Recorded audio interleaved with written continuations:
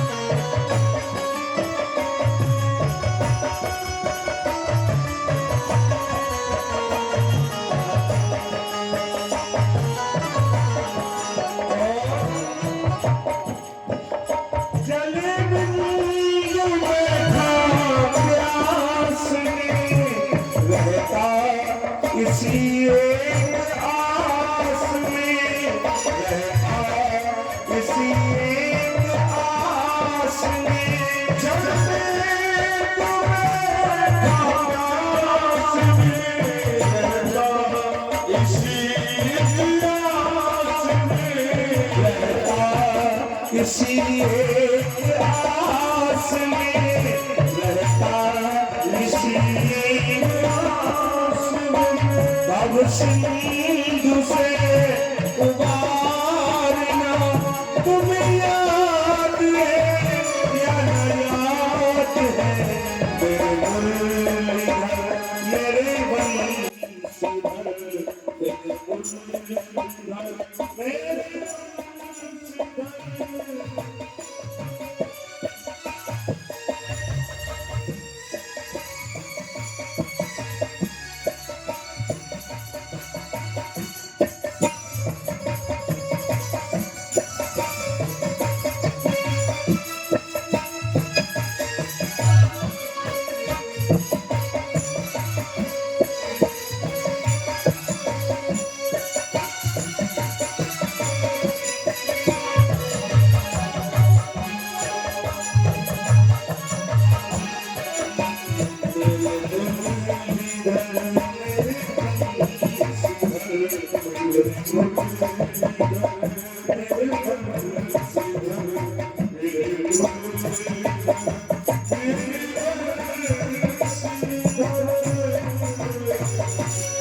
बोले बाके मेरी लाल की। हुआ क्या, जैसे ही मैया ने कहा लाला तुम्हारे घर एक छोटी सी बहू है, बिहारी जी बहू के लिए रूठ गए, तो तब तक कन्हैया ने पूछ लिया, अच्छा सही बताना भैया तुम सबसे ज्यादा के लिए चाहती? यशोदा मैया बोली ये बात पूछने वाली, सबसे ज्यादा अपने बेटा को चाहती? कन्हैया बोले झूठी न बोलो, सबसे ज्यादा नंद बाबा को चाहती। यशोदा मैया बोली चल, बाबा को बाबा वाला प्रेम है, तेरे को तेरा वाला प्रेम। भगवान ने सोचा था परीक्षा ले ले, मैया हमें ज्यादा चाहती है या दूध दही को ज्यादा चाहती है। तो एक कढ़ाई में दूध गर्म हो रहा है, बिहारी जी ने अग्नि देवता से कहा अग्नि देव थोड़ा अग्नि तेज करना। तो भगवान का कहना तो सब लोग मानते, अग्नि हो गई तेज, दूध में आ गया फल, जैसे दूध उठना और बाहर फैलने लगा। मैया ने जैसे ही दूध फैलते हुए देखा अपने लाला को, तो वही पटक दिया, लड़का ने मेरा दिमाग कर रहा, सब दूध बर्बाद हो गया। मैया दौड़ के गई, आग संभालने लगी, दूध में पानी डालने लगी। कन्हैया को जैसे ही पटका, कन्हैया बोले आओ मैया। तुम्हें दूध प्यारो नहीं है, तुम्हें दूध ज्यादा प्यारो। अगर आप तुम्हारी रखवाली में निकाली तो कन्हैया नहीं, कन्हैया ने उठाया भारी पत्थर आंगन में पड़ा, वही पत्थर बस मसाला पीसा जाता है। क्या कहते हैं शहरों में तो मिक्सी चलती है, देहातों में होता है सिलवटना कहते हैं, है ना। कहीं के कहते हैं बट्टा, कहीं के कहते हैं सिलौटी, क्योलौटी, है ना। वही उठा लिया प्रभु ने और मटकी रखी थी 4-5, जरा ध्यान से समझना। एक मटकी में था दही, एक में था दूध, एक में था घी, एक में था शहद और एक में था गंगा जल। प्रभु ने जैसे ही 5 मटकी में तड़ाम पांचों मटकी खोल दी, दूध फैल गया, दही फैल गया, घी फैल गया, गंगा जल फैल गया और शहद फैल गया, पांचों चीजें फैल गई, पांचों आपस में मिल गए, आंगन में फैल गए। तो जो सिलवटना लिए थे प्रभु ऐसा मैया के आंगन में एक नाली थी, नाली, उसी नाली में जाके सिलवटना फंस गया, नाली हो गई बंद। तो जो चीजें ये फैली हुई आंगन में भरी की भरी रह गई, दूध, दही, घी, शहद और गंगा जल, ये पांचों चीजें मिल गई। बताइए क्या बना? पंचामृत बन गया। अब बिहारी जी ऊपर तो कपड़े पहने थे, पैरों में कुछ नहीं पहने थे, नंगे पैर थे। भगवान ने अपने पांव लाए और जहां ये चीजें भरी थी भाई ने गांठ बैठ के पांव ऐसे रगड़ रगड़ के धोए, ऐसे रगड़ रगड़ के धोए। अब क्या बन गया ये? अब बन गया शरणागत। नाली बंद तो है लेकिन उसमें से कहीं ना कहीं से एक एक बूंद टपक रहा है मैया के घर के पीछे। दुनिया के जितने देवी देवता हैं सब लाइन लगा कर खड़े हो गए, भैया एक बूंद हमें मिल जाए, एक बूंद हमें मिल जाए, एक बूंद। यशोदा तेरे कौन सा पुण्य किया, 3 लोक को ठाकुर तेरे आंगन में मचले। यशोदा मैया ने जैसे ही दूर से मटकी फूटी वही देखी, यशोदा मैया चिल्लानी, अरे तुमने मैदानों, तुमने चौपन के साथ के हाथ की विश्वास। यशोदा मैया मेरी बिहारी जी डर गए। बिहारी जी ने सोचा ज्यादा नुकसान हो गया, मैया ने पकड़ लिया तो मारे गए, तो कन्हैया भी भागे। आप ध्यान देना, कन्हैया थे छोटे तो ठोर कहते ही मारुति कार की तरह फुल हो गए और यशोदा मैया खूब हती मोटी ताजी तो भागी, तो खूब भागी, लेकिन लीलैंड गाड़ी की दाएं लोड नहीं उठा पाई, मैया पकड़ नहीं पा रही है। तो मैया ने कसमें खिलानी शुरू कर दी, तुम्हें सत्यम के भक्तों की कसम खड़े हो जाओ, कन्हैया नहीं रुके, तुम्हें त्रेता के भक्तों की कसम खड़े हो जाओ, नहीं रुके, तुम्हें द्वापर के भक्तों की कसम नहीं रुके, अरे तुझे कलयुग के भक्तों की कसम रुक जा। कन्हैया बिल्कुल डिस्ट्रैक्ट लग गए, बिल्कुल जाम हो गए। यशोदा मैया पास में आई, कान खड़ा, क्या है ये कलयुग के भक्त ज्यादा प्यारे। कन्हैया बोले नाम प्यारे यार नहीं, कलयुग के भक्तों की हमें गारंटी नहीं। तो 10 साल तक बाबा रहे और फिर 10 साल बाद कोट पैंट पहन के बाबूजी होते हैं। और काऊ दिन भूख लग जाए सवेरे 5 ही बजे, काऊ तुम 2 बजे ना खिलाए।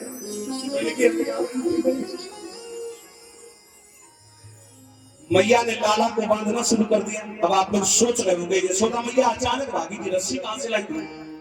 अब तो जमाना बदल गया। इतनी मेरी बूढ़ी बूढ़ी दादी है, चाची है, इनसे पूछना पहले के जमाने में जब बाल बांधे जाते थे बाल तो रेशम के 2 फीतों से ऐसे खींच बांधे जाते, ऐसे खींच बांधे जाते। अगर जुआ गलत होते तो मारे गर्मी की खोपड़ी में चिपक के मर जाते सच्चे। अब आजकल ऐसे नहीं बांधे जाते ना, आजकल तो ऐसे झल्लर मल्लर लिए घूम रहे हैं। अंकल जी भी बांधने बोले बांध पाए, अंकल कैसे डिस्को छाप, जल्दी डिस्को छाप चलो। गांव के आगे सर में दर्द हो रहा है, सर में दर्द हुआ है। ये माताओं बहनों की सबसे बड़ी बीमारी है। ऐसी कोई बहन नहीं जिसके सर में दर्द न हो।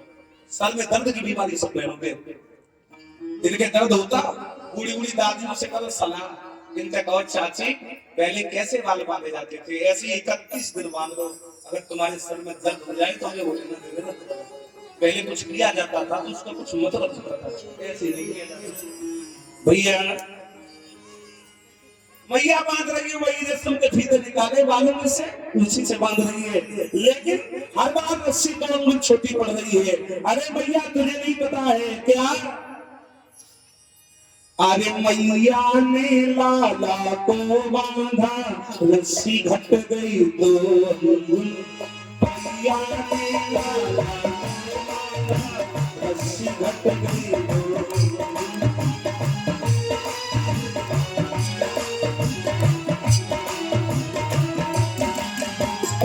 मैया यशोदा चकरा गई, मैया यशोदा घबरा गई। मैया ने लाला को बांधा, ये भी न सोचा कौन, मैया ने लाला को बांधा।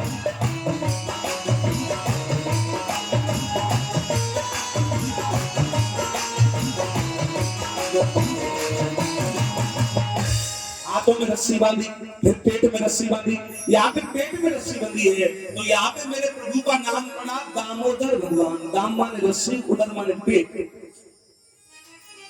बोले दामोदर भगवान की। आगे में उखल पड़ा था, मैया ने जाई उखल में कस के बांध दिया, यही पड़े रहो तुम ज्यादा अनुवादी हुई। और मैया काम करने काम किया, जो मटकी फूटी थी आगे कोई पोंछा लगाने लगी, छींचा लेकर साफ करने, और बिहारी जी ने लीला धरने लीला शुरू की। मुद्दों के बाद धीमे धीमे सर के आगे आगे प्रभु पीछे बंधी रस्सी और रस्सी में बंधा ऊपर। ऐसे ही प्रभु ने खींचा, दरवाजे पे आए, दरवाजे पे 2 वृक्ष खड़े हैं, पेड़ खड़े हैं। ये वृक्षों की जड़ एक ही है लेकिन तना अलग अलग है। तो प्रभु तो बीच से निकल गए, वो उखल फंस गया दोनों वृक्षों में। जैसे ही प्रभु ने थोड़ा सा झटका दिया, भाई उखल को खींचते हुए जब यमलाल ने तक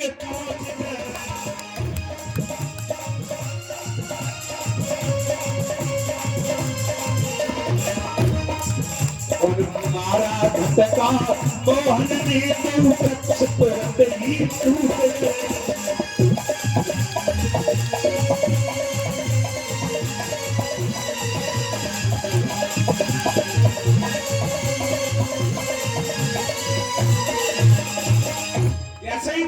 गिरे जा रहे करके धम्म करके दोनों पेड़ों से 2 सुंदर पुरुष निकले। दोनों ने भगवान को मस्तक झुकाया, प्रार्थना कर रहे हैं, प्रभु बारी गुणान कथने सुदिव्यम निराकार रूपम च साकार। आपके रूप का वर्णन हम वाणी से नहीं कर सकते। आप निराकार भी हो, साकार भी हो, आप जल में भी हो, आप थल में भी हो। हम तो पेड़ बन गए थे, आपने आकर के हमें इस दुनिया से निकाला बाहर। ये दोनों कौन है? ये दोनों गणपति कुबेर के लड़का है। एक बार ये पानी में नहा रहे थे, नारद जी आए, इन्होंने कपड़े नहीं पहने, नग्न खड़े। तो नारद जी ने श्राप दे दिया, बोले जाओ कुछ तो शर्म नहीं आ रही, वृक्षों की बात नग्न खड़े हो, जाओ श्राप दे रहे, तुम दोनों वृक्षी हो जाओ, पेड़ हो जाओ। ये दोनों वृक्ष बन गए थे। आज भगवान ने दोनों का उद्धार कर दिया। दोनों के लिए विमान आया, दोनों विमान में बैठ के भगवान के दोनों धाम चले। कोई बात नहीं,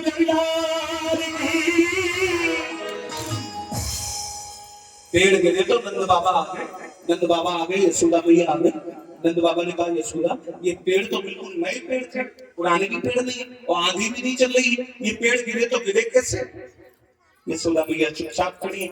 जैसे ही देखा जड़ में तो उखल उलझा था, उखल के आगे देखा तो रस्सी बंधी थी, रस्सी के आगे देखा तो बिहारी जी डाली के नीचे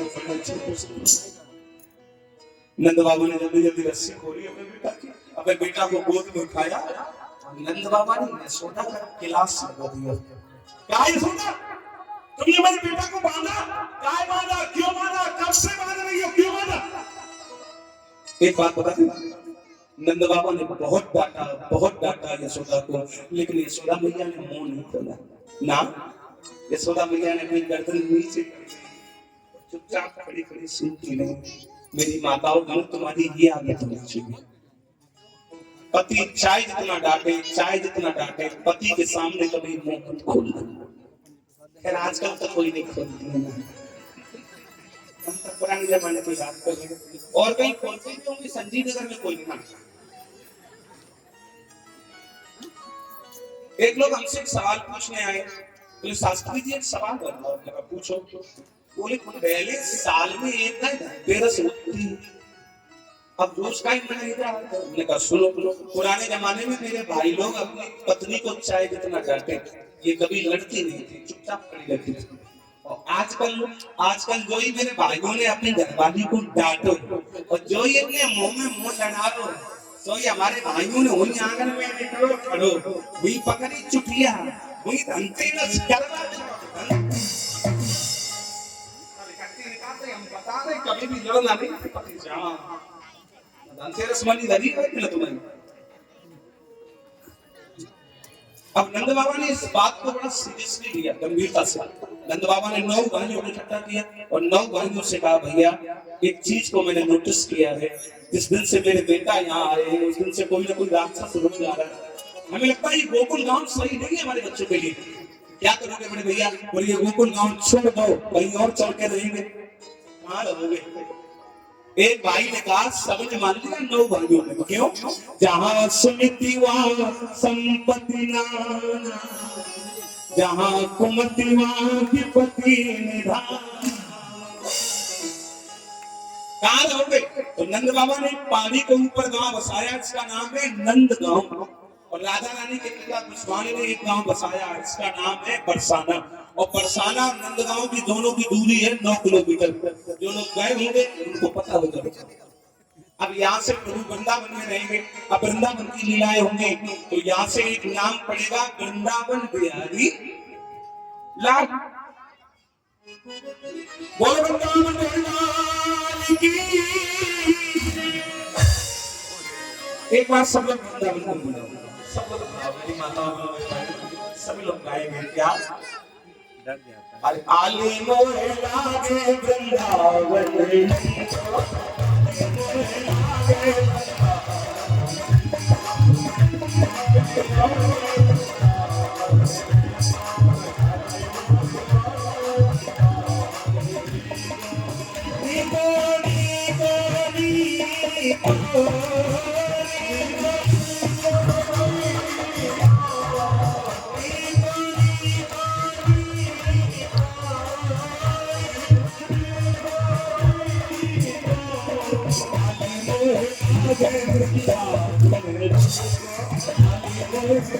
बहे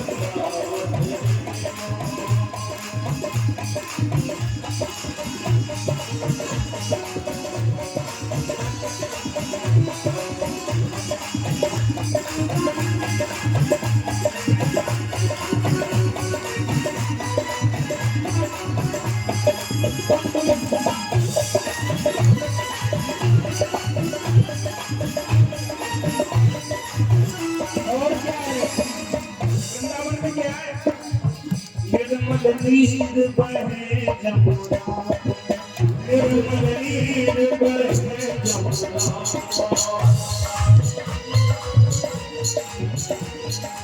जमुना, निर्मल नीर बहे जमुना, निर्मल नीर बहे जमुना, गोद में दूध दही दो, गोद में दूध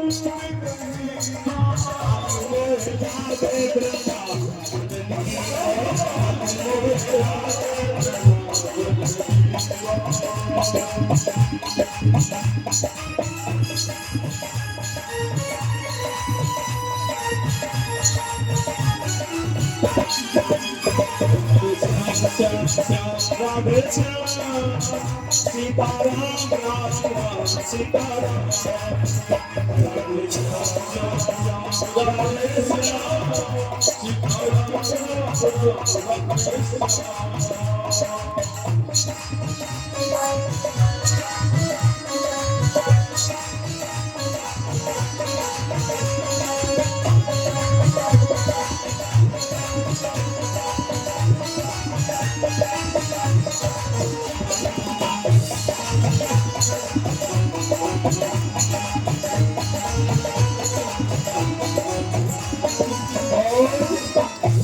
घर पूजा ठाकुर जी,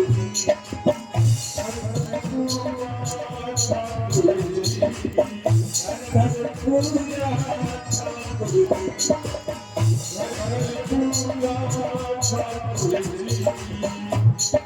छोटे भैया कान्हा और कान्हा भैया की छोटी बहन 101 रुपए यानी कि रक्षा करें राधा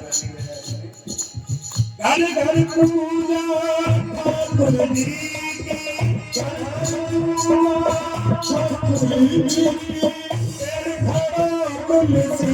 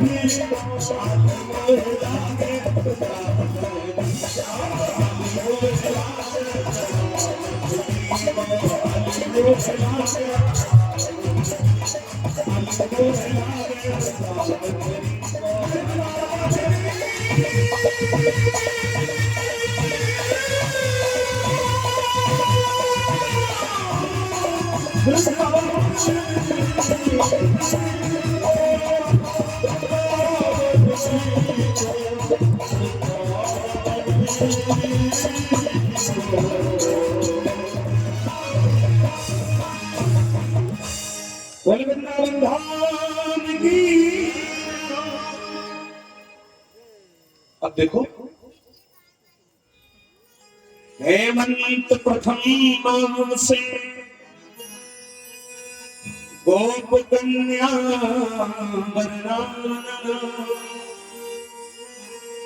एक ऋतु होती है हेमंत ऋतु, शिशिर ऋतु से पहले आती है और इसका पहला जो महीना है हेमंत का वो है कार्तिक। कार्तिक के महीने में सब गोपियां रोज यमुना मैया में स्नान करने जाते हैं सवेरे, कभी कभी आधी रात को ही चली जाती है। और जब स्नान करती है तो स्नान करने के बाद में कात्यायनी मैया का पूजन करती है। कात्यायनी कौन है पता है? हम लोग नवरात्रों में छठवें दिन जिसकी पूजा करते हैं, जिन्हें जानकारी होगी वो जानती होंगी, मैंने तो जानकारी न हो तब नवरात्र आने वाले हैं। छठवें दिन जिनकी पूजा होती है उनको कहते हैं मां कात्यायनी, है ना। प्रथम शैलपुत्री,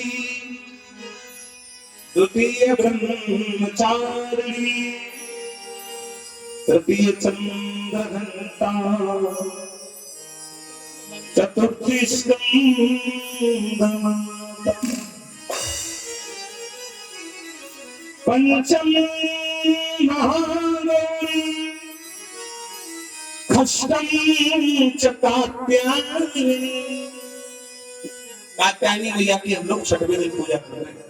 तो ये सब गोपियां स्नान करने के बाद कात्यायनी मैया की पूजा करते, दुर्गा सप्तशती का पाठ करते हैं और गाती हैं क्या? न धाता न माता न पुत्रा न भ्राता, गतिस्त्वां गतिस्त्वां त्वमेका भवानी।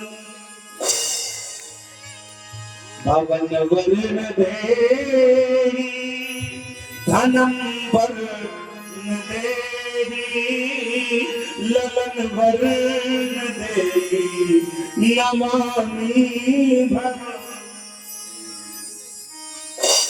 हे मां, हमें धन नहीं चाहिए, हमें महल नहीं चाहिए, हमें नंद के लाला को हमारा पति बना दो।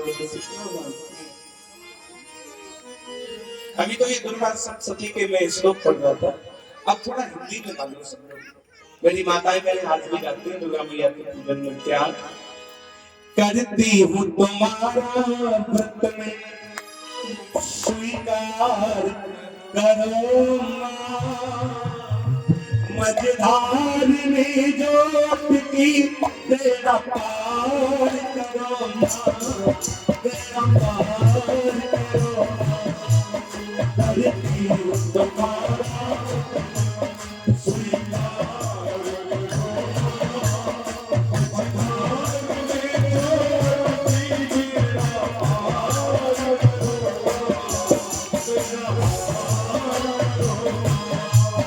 करती हूँ तुम्हारा व्रत में स्वीकार करो माँ। मझधार में जोत की तेरा पार करो माँ, तेरा पार करो माँ। करती हूँ स्वीकार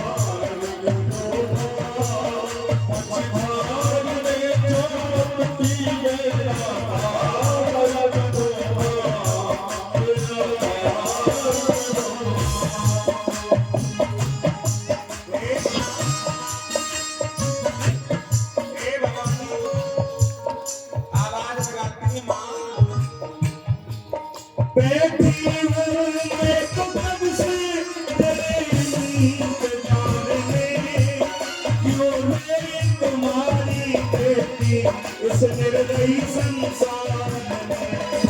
बैठी हूँ मैं तो कब से तेरी नींद जाने, क्यों मैं तुम्हारी बेटी इस निर्दयी संसार में।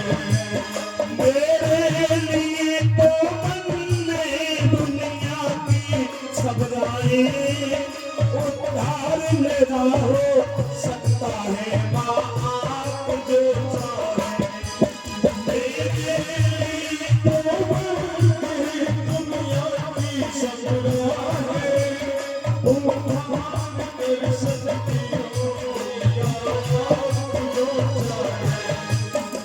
सहागिनी पर मैया उपकार करो माँ। मझधार में जोत की तेरा पार करो माँ, तेरा पार करती हूँ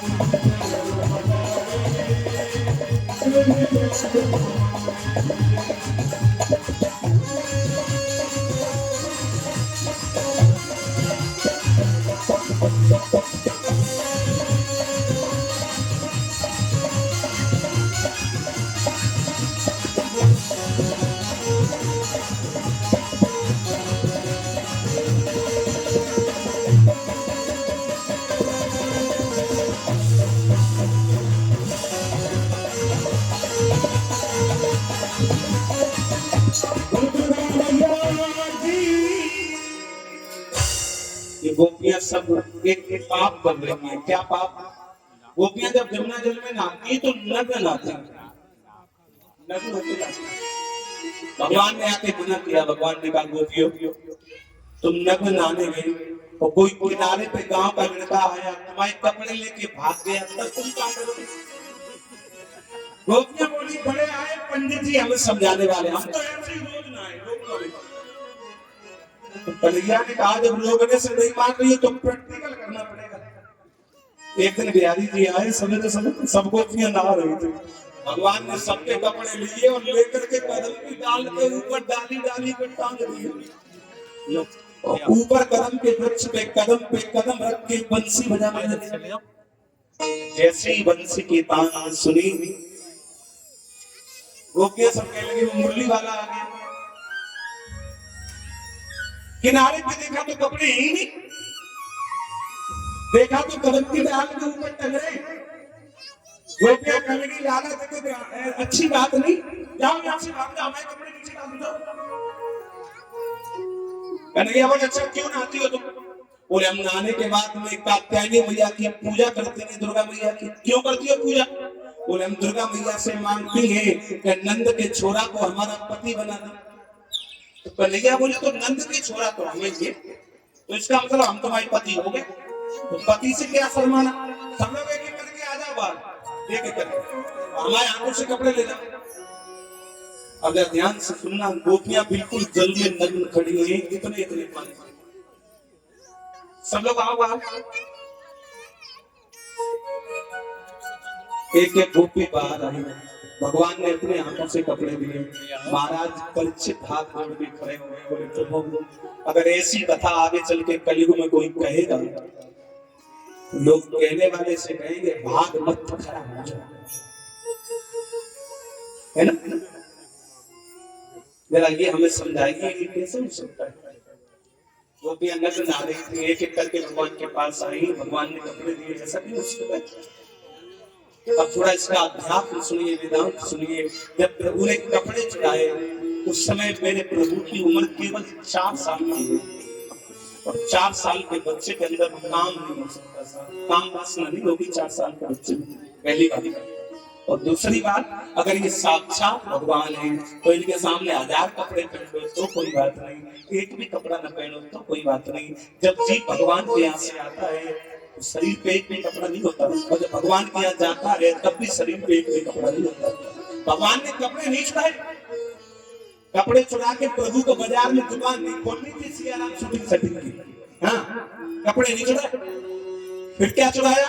आत्मा और परमात्मा के बीच में जो वासना का पर्दा पड़ा है, उस पर्दे को चुरा लिया। क्यों? श्री हरि की लीला के बाद रास लीला, और रास लीला में आत्मा और परमात्मा का मिलन है, और आत्मा और परमात्मा तब तक नहीं मिल सकते जब तक बीच में जो वासना का पर्दा पड़ा रहेगा। तो प्रभु ने पहले वासना का पर्दा छुड़ाया, कोई नहीं देखे। जैसे ही प्रभु ने सबको वस्त्र वापस किए, आज जयकार हो रही है, फूलों की वर्षा हो रही है। बोली बाके प्यारी लाल की। अब यहाँ से हम लोग सुनेंगे रास लीला। मेरी माताओं बहनों मेरे भाइयों, बड़ी प्यारी है रास लीला। तो रास लीला में मेरी माताएं मेरे तो जा सकती है, लेकिन भाई लोग नहीं जा पाएंगे। जब रास लीला हुई तो रास लीला के प्रथम दरवाजे पे लिखा था पुरुष प्रवेश निषेध है, मतलब माताएं मेरे जा सकती हैं, और भाइयों के लिए लिखा है नो एंट्री। और चलना हमें तुम्हें चाचाओ भाइयों, जब कथा सुनोगे तो चलेंगे ना। वो देखो बाबू, ओली वो बाबू आया, देखो गंजे गंजे बाबू आया, ये बाबू आया, वो देखो बाबू आया।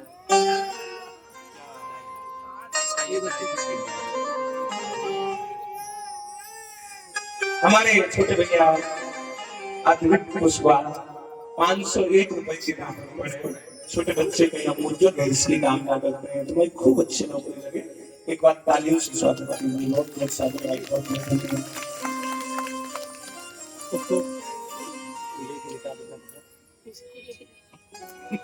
चलना हमें और आपको भी, रासलीला सुनोगे, भागवत सुनोगे तो चलोगे। तो जो हमारी रास की अधिष्ठात्री है, जो हमारी रास की सर्वे सर्वा है, श्री राधा रानी, एक बार उनको बुला लो, सब लोग चलेंगे रासलीला में। बड़ी प्यारी कथा है रासलीला की। एक बार बहुत क्या हम लोग बैठे जरूर ही यहाँ पे, और जहाँ भगवान की कथा हो जाती है वो फिर संजीव नगर नहीं रहता। अब ये संजीव नगर नहीं है, ये जितनी जगह है ना, ये वृंदावन हो गई। हाँ, तो एक बार कहिए, क्या कहिए, सुनो। और लाडली